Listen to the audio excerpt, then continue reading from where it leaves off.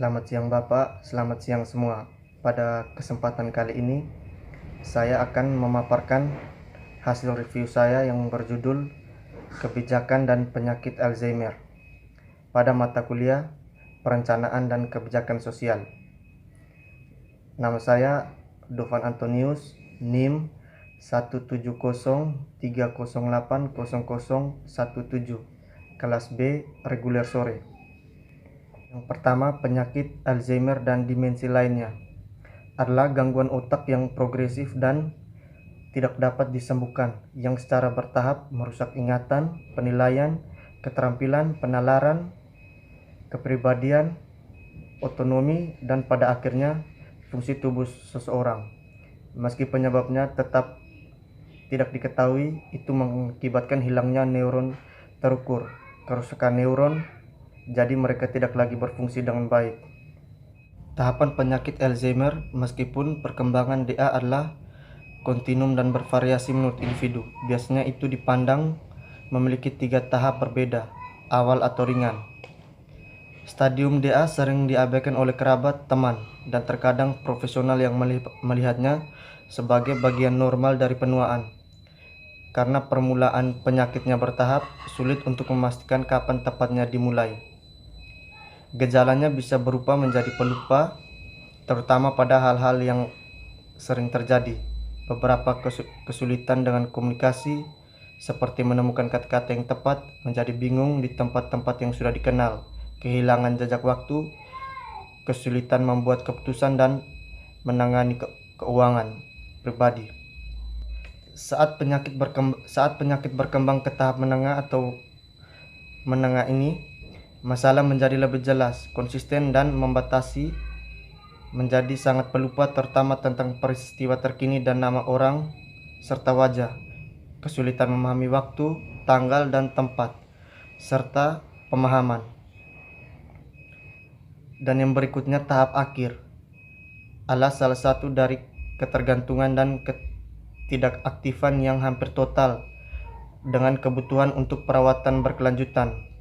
Gangguan ingatan menjadi sangat serius dan sisi fisik penyakit menjadi jelas. Pada tahap ini, biasanya tidak menyadari waktu dan tempat, mengalami kesulitan memahami apa yang terjadi di sekitarnya, tidak dapat mengenali kerabat, teman, dan objek yang pernah akrab, tidak bisa makan tanpa bantuan dan mungkin mengalami kesulitan menelan.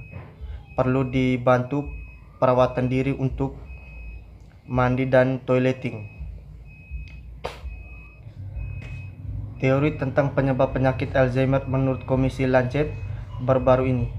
Meskipun penelitiannya mengesankan upaya selama 3 dekade terakhir, mekanisme penyebab AD tetap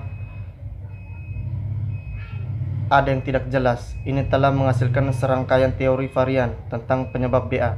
Beberapa di antaranya dominan di berbagai waktu. Sangat mungkin bahwa banyak teori yang terlibat, seperti hipotesis koligenerik, hipotesis kaskade amiloid, dan hipotesis TAU. Yang kedua, konteks kebijakan publik, pendanaan, dan kebijakan inisiatif. Pada bab ini, menguraikan proses pembuatan kebijakan dan kebijakan konteks penyakit Alzheimer, dan merangkum berbagai macam masalah di sekitarnya. Ini mengkaji mengapa AD menjanjikan untuk menjadi tantangan kebijakan di masa depan, karena prevalensi dan biaya ekonomi itu meningkat. Itu merinci biaya ekonomi dan sosial AD dan menggambarkan bagaimana biaya tersebut mengancam sistem perawatan kesehatan yang bangkrut, kecuali kita mengembangkannya secara memadai untuk menangani masalah yang mereka angkat.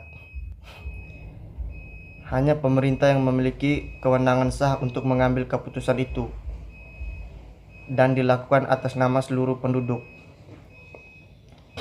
Lain organisasi seperti asosiasi dan perkumpulan medis membuat keputusan yang mempengaruhi banyak individu dan mungkin mempengaruhi apa yang akhirnya dilakukan oleh pemerintah. Tetapi kebijakan mereka tidak mengikat penduduk dengan kekuatan hukum. Pembuatan kebijakan di Amerika Serikat dipersulit oleh federalisme di mana baik nasional dan negara bagian, serta pemerintah daerah memiliki peran dalam membingkai kebijakan AD. Perpindahan AD ke dominan membawa politik ke agraris, depan musyawarah dan perpecahan, dan menempatkan penyelesaian masalah di lingkungan politik, kelompok kepentingan, mengingat tingginya ekonomi sosial dan personal taruhan seputar AD.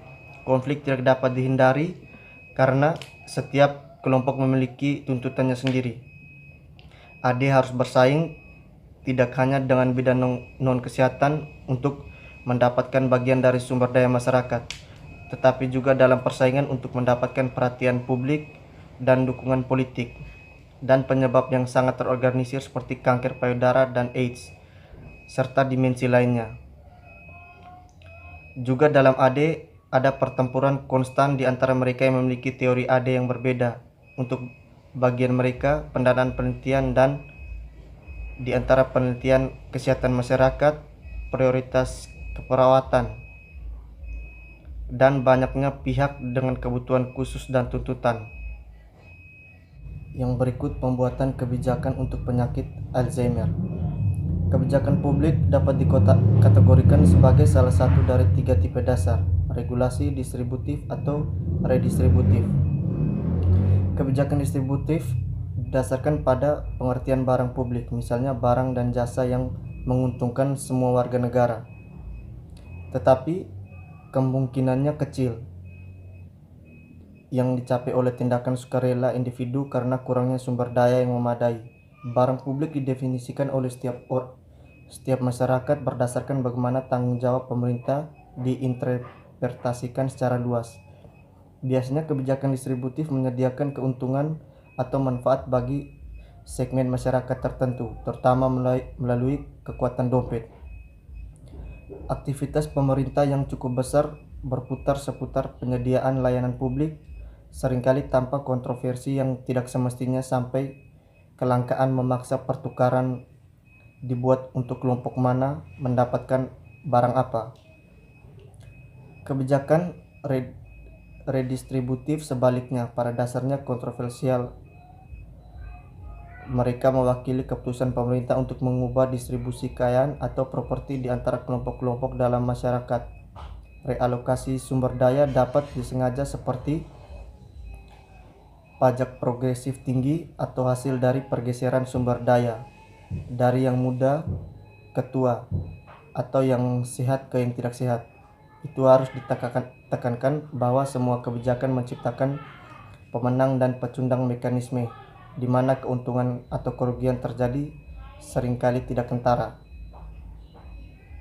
Meskipun kebijakan regulasi dapat dibingkai untuk diterapkan hanya untuk pencarian yang didukung pemerintah, biasanya ini terdiri dari aturan yang mengatur waktu aktivitas di seluruh sektor publik dan swasta. Misalnya, regulasi bisa digunakan untuk memastikan bahwa standar keamanan, kemanjuran, dan tanggung jawab dipatuhi, dan bahwa pemasaran produk itu tidak adil. Terakhir, meski jauh lebih umum daripada peraturan, kebijakan yang melarang dapat diterapkan untuk memberikan sanksi hukum pada kegiatan penelitian atau aplikasi tertentu seperti yang telah dilakukan dengan cloning manusia. Bentuk lain dari kebijakan larangan adalah menghalangi pendanaan publik untuk bidang penelitian dan pengembangan tertentu, atau prosedur khusus seperti terapi kejut listrik. Masih harus dilihat area apa. Jika ada penelitian AD adalah kandidat untuk larangan, tetapi kebijakan semacam itu akan mencerminkan motif politik atau menjadi respon terhadap tuntutan kepentingan kelompok. Seringkali terjadi pada dasar moral.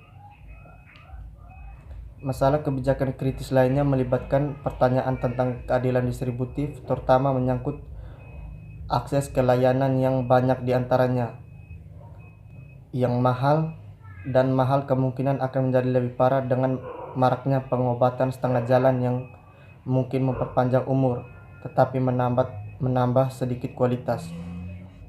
Pendanaan penelitian. Kebijakan pendanaan sangat penting untuk penelitian tentang penyebab AD, cara mencegahnya, cara mendeteksinya, secara dini dan akurat, dan bagaimana memperlambat jika tidak menyembuhkan. Kebijakan pembayaran dan fungsi regulasi di Medicare dan Medicaid memiliki implikasi langsung bagi orang yang hidup dengan AD, yang adalah pengguna perawatan akut terberat, layanan dan dukungan perawatan jangka panjang. Kebijakan pembayaran untuk panti jompo dan strategi untuk mendukung kehidupan komunitas sangat penting bagi pasien AD. Sekitar 75% diantaranya akan menghabiskan waktu di panti jompo dan pada tahap tertentu. Kesehatan masyarakat, mengatasi gaya hidup dan faktor risiko, serta edukasi penting untuk pendekatan kesehatan masyarakat dalam mengelola untuk meningkatkannya beban AD. Aktivitas kebijakan Alzheimer terbaru. Yang pertama, membuat dan memelihara rencana nasional penanggulangan AD yang terintegrasi, mengkoordinasikan penelitian dan layanan AD di seluruh badan federal, mempercepat perkembangan pengobatan untuk mencegah, menghentikan atau membalikkan jalurnya. Pasar Alzheimer. Bab ini membahas aspek komersial dan bisnis besar seputar penyakit Alzheimer. Ia berpendapat bahwa publik kuat ketakutan akan AD yang diperburuk oleh liputan media yang sering dramatis, mempertinggi kemungkinan eksploitasi yang rentan mencari cara untuk memperbaiki kognisi yang menurun.